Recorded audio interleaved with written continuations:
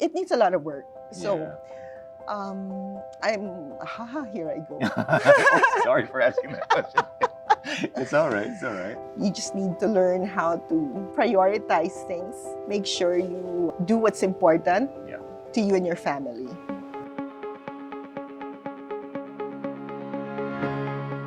How's it going, people? Awardee Lopez here of C Magazine, and I have the honor of interviewing Miss Maricar Parco, the awardee of our C Magazine Pocholo Ramirez Lifetime Achievement Award. Good morning.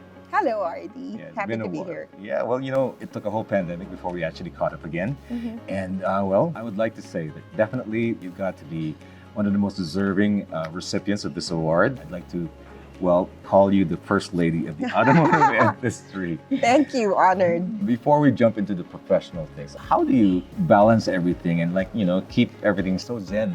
Oh, That's really? you. Yeah. Oh, I just take it a day at a time. Yeah. Really, just try and prioritize things. Plan as much as I can. Pray for those that I cannot control. And most of the time, it falls into place. Oh, yeah. Yeah. How long has your career in the automotive industry spanned so far? Well, this marks my third decade. 30 years.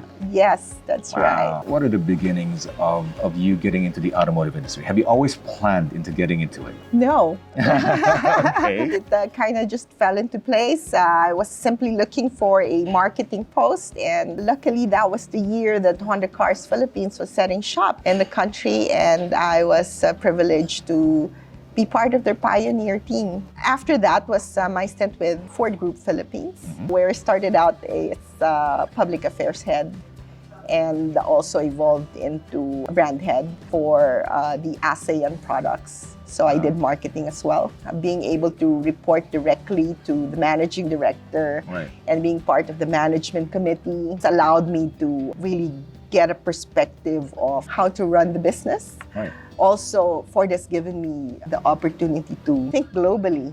I had the privilege to have several trips to Detroit, also in other parts of the world to witness product launches. So that would be like another 5 years with Ford. And then from there, I moved to BMW, where I actually slowed down a bit. That was because I was trying to grow the family. That was about 15 years, about 5 years into the dealer operations. And then when the Alvarez Group took over as a distributor of the brand, I also joined the team as marketing director then.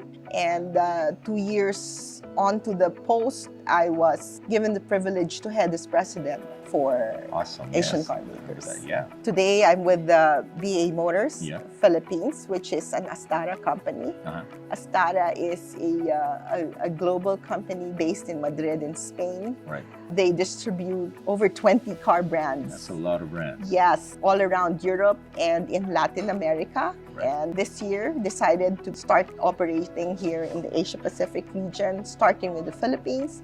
And here in the Philippines, we started out with the Peugeot brand, Yes. which I currently head. Fantastic.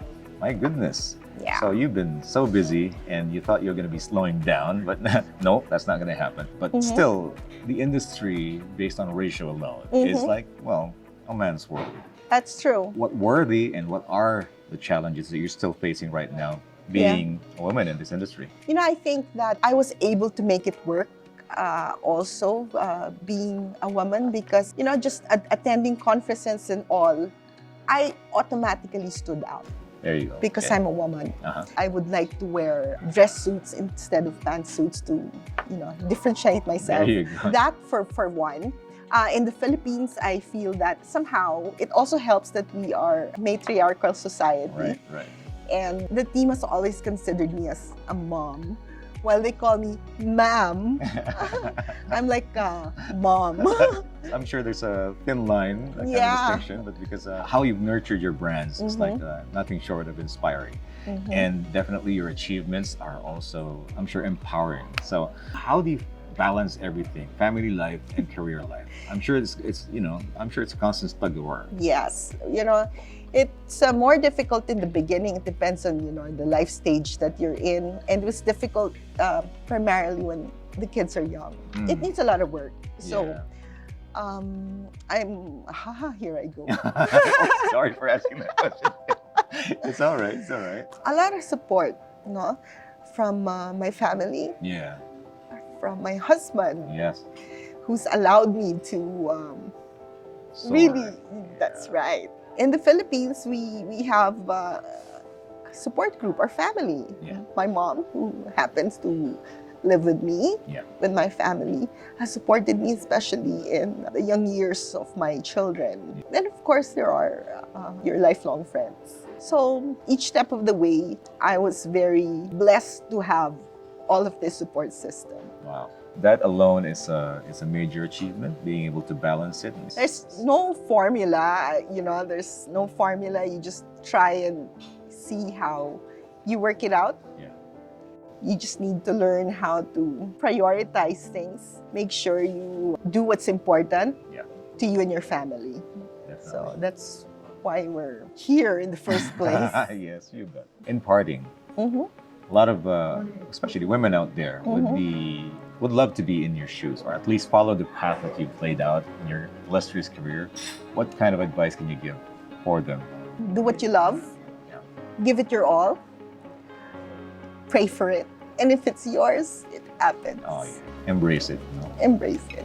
Again, it's an honor for me to get to talk to you about this and bestow to you the 2022 C Magazine Pocholo Ramirez Lifetime Achievement Award. Thank you so much for this Thank you, privilege. Awardee. My pleasure.